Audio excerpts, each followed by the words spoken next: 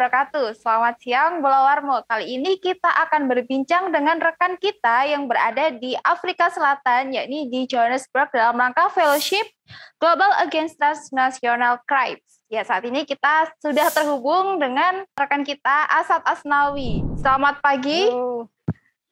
Selamat Pak pagi. Iya. Di sana siang ya? Iya, di sini siang sudah pukul 11:09. Kalau di sana jam berapa ya? Di sini baru jam 6 pagi. Oh, jam 6 pagi. Oke.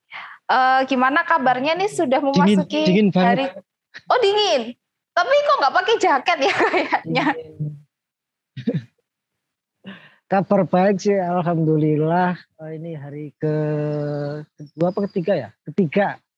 Hari ketiga di Johannesburg. Apakah sudah mengikuti kultur yang ada di sana atau pasti ke Indonesian? Belum sih, cuman kemarin masih proses adaptasi karena ya terus terang agak shock karena selama ini yang saya tahu Afrika itu nggak jauh beda dengan Indonesia gitu, sama-sama negara tropis dan bentang alamnya juga hampir sama dengan Indonesia. Kalau Begitu untuk sampai sini ternyata dingin. Sekarang suhu di sini 16 derajat Celcius. Jadi ya sama persis dengan di Bromo ketika siang hari. Oh, berarti nggak bawa persiapan jaket ya? Bawa sih, tapi bukan jaket yang memang untuk musim dingin. Jaket biasa. Jaket yang kalau untuk makanan yang dikonsumsi gimana untuk di Afrika sendiri?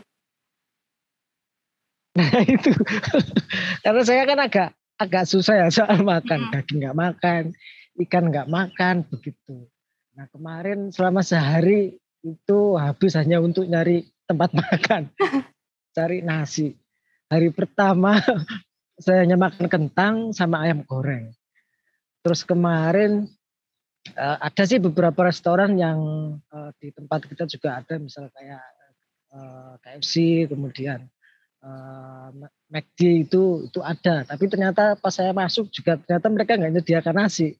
Oh burger gitu yang banyak. Kalau untuk makanan nasinya. utamanya berarti apa ya kalau bukan nasi? Cuma kentang gitu untuk karbohidratnya, Pak. Apa ya, di sini kayak bubur-bubur gitu kan makanan yang di sini. Nah, kemarin akhirnya browsing dapat ada Simply Asia gitu. Simply Asia memang nggak ada makanan Indonesia sih, tapi mereka menyediakan nasi.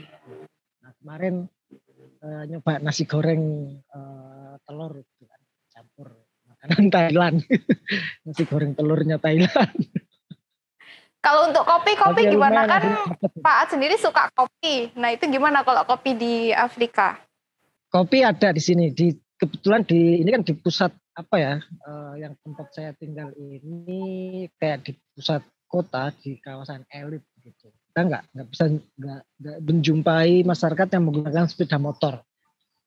Mereka menggunakan transportasi umum dan mobil pribadi gitu. Nah, kopi di samping sini ada espresso, itu ya satu cupnya dia bandrol rata-rata 12 rand. 12 rand itu kalau dikurskan dengan rupiah ya sekitar 12-an ribu lah. Sini enak sih, ada kendaraan umum, tapi yang agak aneh itu di sini relatif sepi. Begitu masuk gedung banyak orang. Jadi kayaknya mereka memang banyak menggunakan transportasi umum ya. Lalu aktivitas perdagangan itu juga sangat terbatas. Mereka baru buka itu sekitar jam 8, jam 9. Baru kelihatan ramai. Misalnya kayak warung-warung, coffee shop gitu. Atau tempat-tempat mall itu jam 8, jam 9 buka. Dan mereka tutup itu jam 6. Tutupnya jam 6? Jam 6 petang. Jam 6. Jadi karena kemarin dari saya tiba di sini kan belum pernah keluar malam ya. Baru tadi malam jam 7 nyoba keluar. Ternyata sudah tutup semua, nggak ada. Jadi nyari kopi, nyari pertokoan itu nggak ada, udah tutup semua.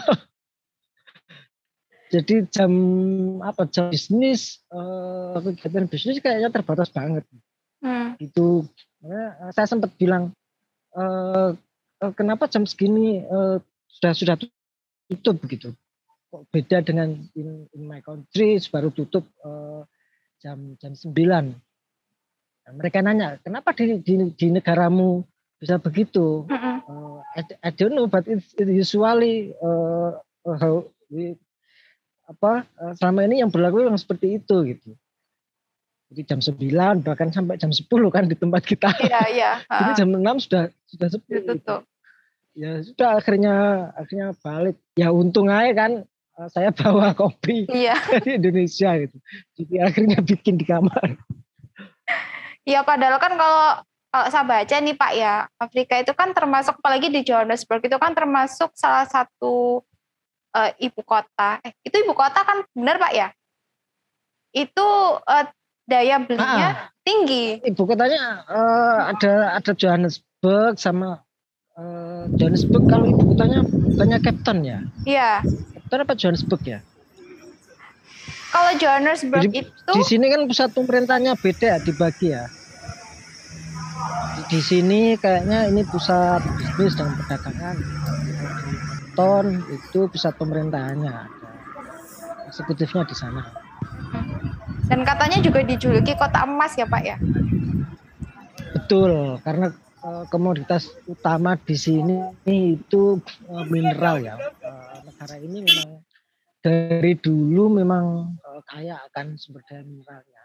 Mereka punya emas, punya diamond, permata ya. Itu. Makanya kemarin pas nanti bisa ditampilin itu yang video yang batu-batu itu kan. Nah, itu bagian dari sumber daya yang di sini, ada banyak sekali jenis batuan mulia di sini. Dan itu dijual di pasar murah kemarin di bazar. Kemarin saya sempat lihat ke sana sih di bazar itu, tapi itu hanya buka di hari Minggu. Hanya di hari Minggu. Dia enggak buka. Ya, termasuk yang barang antik itu Pak ya? Itu. Dan itu memang jadi kebiasaan orang luar sih. Termasuk di Afrika sini, jadi daripada menuin garasi mereka bikin bazar yang khusus memang jual barang-barang yang habis pakai gitu. Tapi ada juga yang memang barang-barang yang masih baru. Ini saya agak menggigil di sini. Oke, ini mungkin bagi yang belum pernah ke Afrika Selatan tuh pasti bertanya-tanya nih Pak, gaya hidupnya di sana itu gimana sih dengan di Indonesia? Itu apakah ada kesamaan atau gimana ya? Ada yang di sini kalau saya lihat sih masyarakatnya begitu santai ya, santai dan nggak begitu tidak terlihat seperti masyarakat sibuk begitu. Coba misalnya kita bandingkan dengan di Surabaya atau Jakarta yang terlepas dari bahwa penduduk Indonesia lebih banyak daripada Afrika, karena Afrika kan sekitar 60 juta ya penduduk. Yeah. Tapi di Jakarta, Surabaya kan tiap hari kita melihat jalanan begitu padat, begitu terlihat bagaimana kesibukan di sana. Nah di sini enggak gitu. Misal di jalan-jalan kita melihat orang berkendara itu santai gitu, jalanan lengang, santai, nggak ada yang adu cepat gitu, nggak penuh, itu satu. Kemudian tadi jam kegiatan bisnis juga terbatas, hanya begitu singkat gitu. Nah yang menarik lagi di sini marijuana itu legal gitu, ganja itu legal. Legal, dan kemarin saya sempat ditawarin gitu. Ditawarin, you can try it. Oh no. Saya bilang kalau di tempatku saya takut di penjara. Bisa-bisa hanya gara-gara ini bisa kena 10 tahun saya. Mereka heran. Nah, jadi yang beberapa yang menarik, mungkin rokok itu termasuk barang yang mahal ya. Oh ya. Kita jarang menjumpai di sini orang merokok sambil jalan. Tidak banyak orang merokok. Kenapa kok gitu Pak? Kira-kira. Saya juga nggak ngerti. Nggak ngerti juga. Kayaknya mungkin itu barang yang mahal ya rokok itu. Tapi saya belum mencoba untuk membeli sih. Kemarin sempat ke toko tapi belum sempat membeli. Makanya begitu melihat saya merokok, bawa rokok, beberapa minta dan saya kasih 1 batang itu seneng sekali mereka. Saya sempat nanya kan, I can smoke in public area is no problem. Mereka mempersilahkan, nggak apa-apa, kamu merokok di sini bebas kok, begitu. Jadi tidak banyak orang berlalu-lalang sambil merokok. Beda dengan kita yang anywhere, any place is smoking gitu kan. Di tempatnya, di sini enggak. Dan karena marijuana itu legal, ada juga yang memang sambil jalan ngambilin puntung-puntung sisa bekas marijuana itu. Ya Pak, ini terakhir sebelum kan karena Pak A juga harus ke kampus ya. Ini kita juga ingin tahu daily activity-nya Pak A selama di sana 3 hari itu gimana? Apakah tetap seperti di Indonesia atau memang harus menyesuaikan aku udah di negeri orang ini gitu?